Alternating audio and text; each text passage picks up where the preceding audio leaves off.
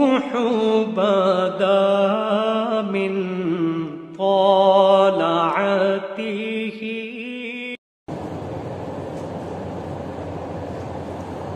بسم اللہ الرحمن الرحیم.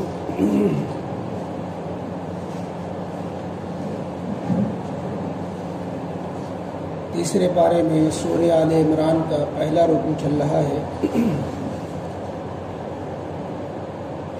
پہلے رکوع میں 7 آیتیں ہوئی ہیں. آیت نمبر 7 کے بعد ہے ربنا لا تزغ قلوبنا بعد إذ هديتنا وهب لنا من لدنك رحمة. أعوذ بالله من الشيطان الرجيم. بسم الله الرحمن الرحيم. ربنا لا تزغ قلوبنا بعد إذ هديتنا وهب لنا من لدنك رحمة إنك أنت الوهاب. ربنا إنك جامع الناس ليوم لا ريب فيه إن الله لا يخلف الميعاد. إن الذين كفروا لن تغني عنهم أموالهم ولا أولادهم من الله شيئا وأولئك هم وقود النار. كداب آل فرعون والذين من قبلهم كذبوا بآياتنا فأخذهم الله بذنوبهم والله شديد العقاب. صدق اللہ العظیم.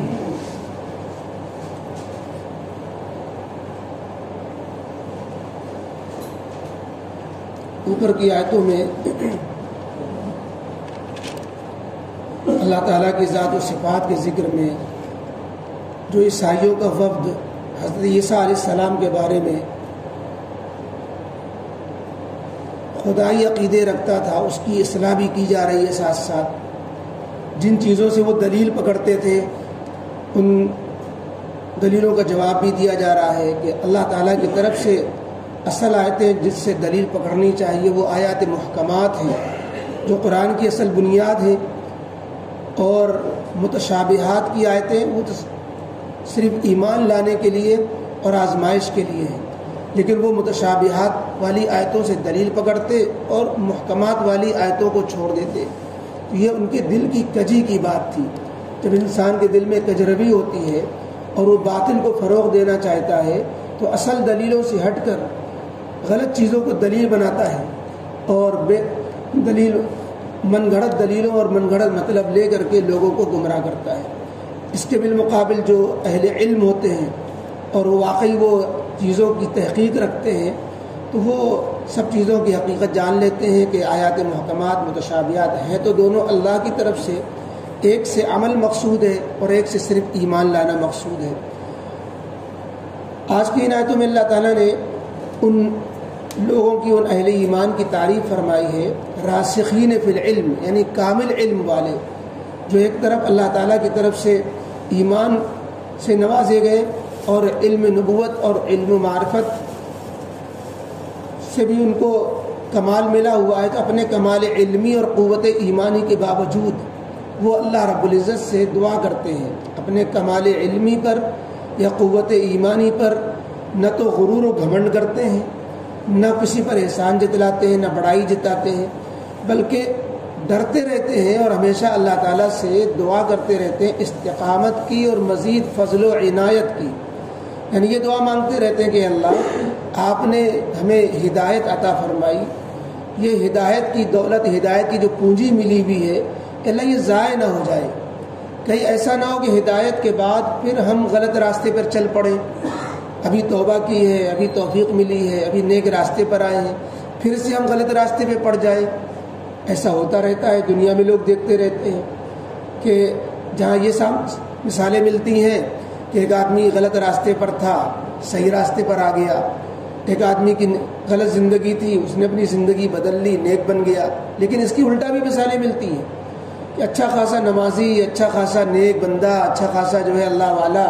یا اہل علم، اہل ایمان میں سے، علماء میں سے، فضلاء میں سے، بعض دفعہ مشائخ میں سے، لیکن بدنیتی سے یا مال کی لالچ میں یا فساد مال ہوتا ہے، حرام جو ہے، جو مال حرام کو اگر استعمال کیا اس کی نحوست ہوتی ہے. غرضے کے مختلف وجوہات ہوتی ہیں جس کی وجہ سے انسان راہ حق سے بہک جاتا ہے، ہٹ جاتا ہے اور وہ پھر فتنہ بن جاتا ہے. جتنے بڑے بڑے فتنے بنے شروع میں بظاہر ان کی زندگیاں سب اچھی نظر آتی ہیں، جتنے گمراہ فرقے ہیں اور جو گمراہ فرقوں کے جو بانی ہیں، چاہے وہ غلام احمد پرویز قادیانی ہو یا غلام احمد پرویز یہ جو ہے پرویزی ہو جو اہل قرآن اپنے کو کہنے لگا، یہ سب کیا تھے؟ شروع میں بظاہر ان کی زندگیوں میں کوئی ایسی بات نہیں تھی، لیکن شیطان نے ان کی راہ بھٹکا دی اور یہ فتنہ بن گئے، فرقوں کے بانی بن گئے۔ تو یہ جو اہل علم ہوتے ہیں واقعی وہ انہیں ایک تو ناز و فخر و غرور نہیں ہوتا، اور وہ ڈرتے رہتے ہیں اور اللہ تعالیٰ سے دعا مانگتے رہتے ہیں کہ اللہ ہدایت ہم سے چھین نہ لینا، ہدایت میں ہمیں استقامت عطا فرمانا، خدا نہ کرے کہ ہم سیدھے راستے سے ہٹ جائیں اور پھر ہمارے دل ٹیڑھے ہو جائیں۔ خود نبی کریم علیہ الصلاۃ والسلام نے امت کو تعلیم دینے کے لیے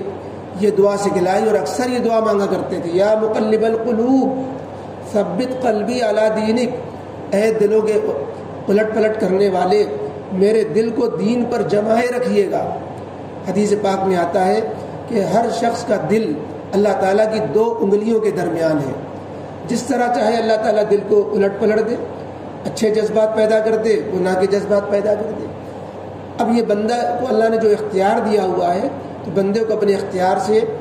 کوشش کرنی چاہیے اور اللہ سے مدد مانگتے رہنا چاہیے کہ اے اللہ جب ہمارے دل آپ کے ہاتھ میں ہیں،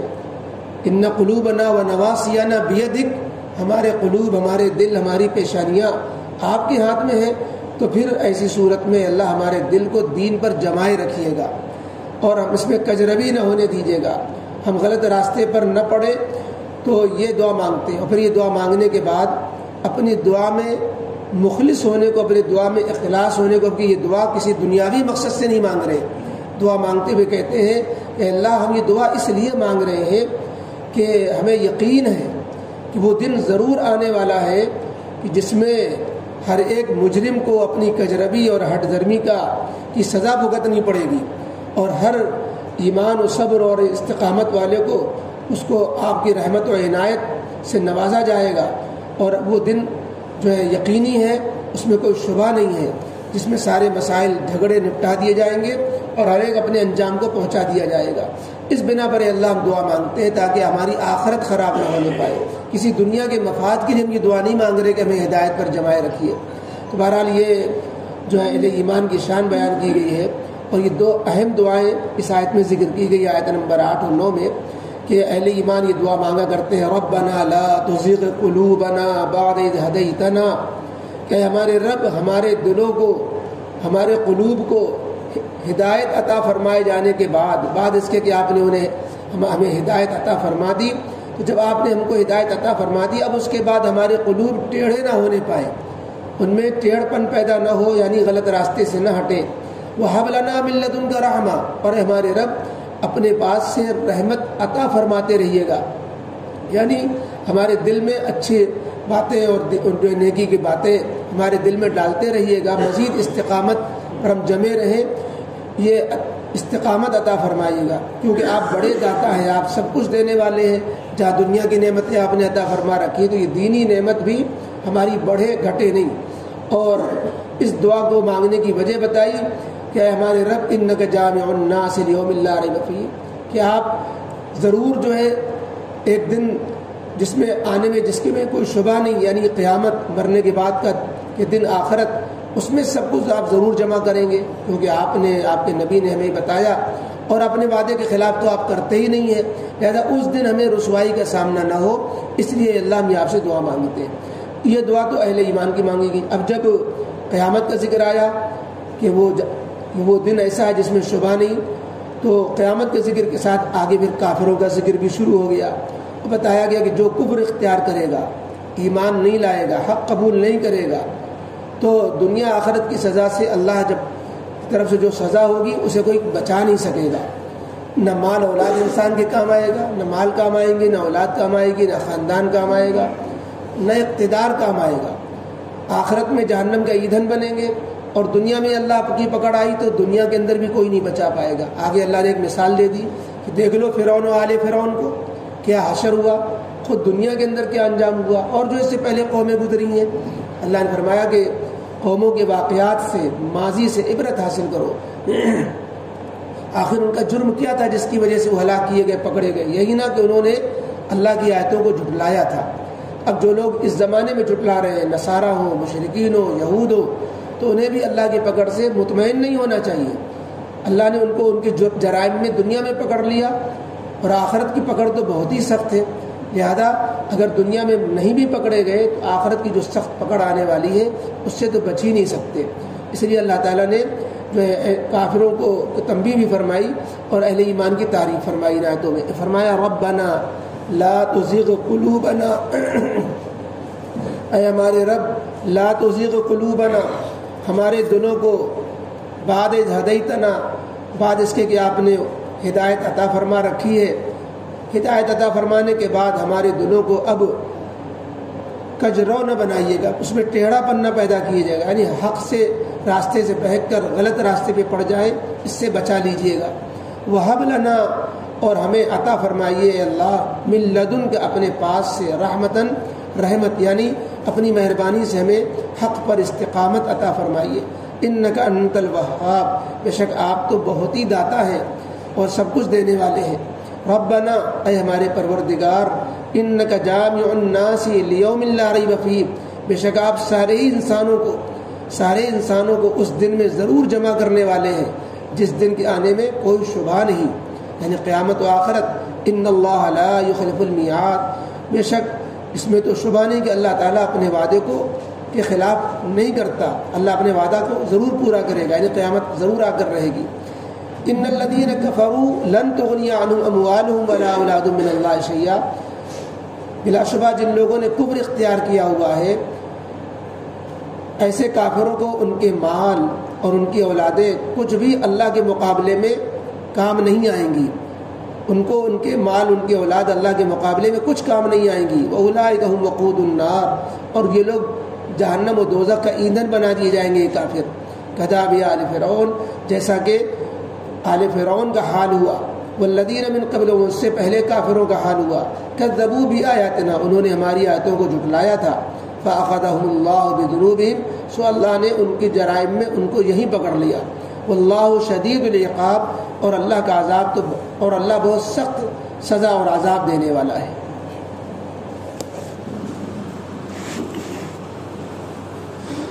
الحمد للہ رب العالمین، والصلاة والسلام علی رسول محمد وآلہ وصحبہ اجمعین۔ اللہم لک الحمد ولک الشکر ولک المنت، یا حی یا قیوم برحمتک نستغیث، یا مقلب القلوب ثبت قلوبنا علی طاعتک وعلی دینک۔ اللہم ان قلوبنا ونواصینا وجوارحنا بیدک لم تملکنا منها شیئا، فإذا فعلت ذلك بنا فكن أنت ولينا وأهدنا إلى سواء السبيل، اللهم اهدنا الصراط المستقيم، ربنا لا تزغ قلوبنا بعد إذ هديتنا وهب لنا من لدنك رحمة إنك أنت الوهاب، ربنا إنك جامع الناس ليوم لا ريب فيه إن الله لا يخلف الميعاد۔ یا اللہ، یا رحمان، یا حلیم، ہم سب کے گناہوں کو معاف فرما۔ اللہ تیرا فضل و احسان ہے، اللہ آپ نے ہمیں ایمان و ہدایت سے جوڑا ہوا ہے، اللہ اس میں ترقی نصیب فرما، ہمیں ایمان و ہدایت کے تقاضوں پر عمل کرنے والا بنا۔ اے اللہ ہماری ایمان و ہدایت میں استقامت و استحکام نصیب فرما۔ اے اللہ ہمیں بھٹک جانے، بہک جانے سے، شیطان و نفس کی شرارتوں سے اللہ ہم سب کی حفاظت فرما۔ اے اللہ موت کے وقت خصوصاً اے اللہ شیطان اپنا زور لگاتا ہے کہ یہ ایمان کے ساتھ دنیا سے جانے نہ پائے۔ کہ اللہ ہم سب کو شیطان کے نفس و فریب سے اللہ ہم سب کی حفاظت فرما۔ اے اللہ موت کے وقت ہم سب کو کلمہ ایمان نصیب فرما، ایمان والی موت نصیب فرما، ایمان والی زندگی نصیب فرما، اور ایمان والوں کے ساتھ انجام نصیب فرما۔ اے اللہ ہم سب کو آخرت کی ناکامی سے اللہ بچا لیجیے،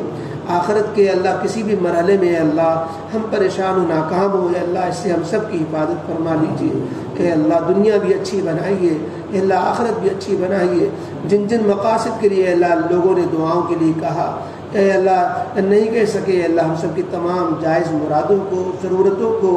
اے اللہ اپنے منصوبوں کو پورا فرما دیجئے، اے اللہ سب کے کام بنا دیجئے، رکاوٹیں دور فرما دیجئے، جو کسی بھی مصیبت تکلیف پریشانی بیماری میں مبتلا ہیں اللہ ان کی مصیبت تکلیف بیماری پریشانی دور فرما دیجئے، اے اللہ اپنا فضل فرما دیجئے۔ ربنا تقبل منا انک انت السمیع العلیم وتب علینا انک انت التواب الرحیم۔ سبحان ربک رب العزة عما یصفون وسلام علی المرسلین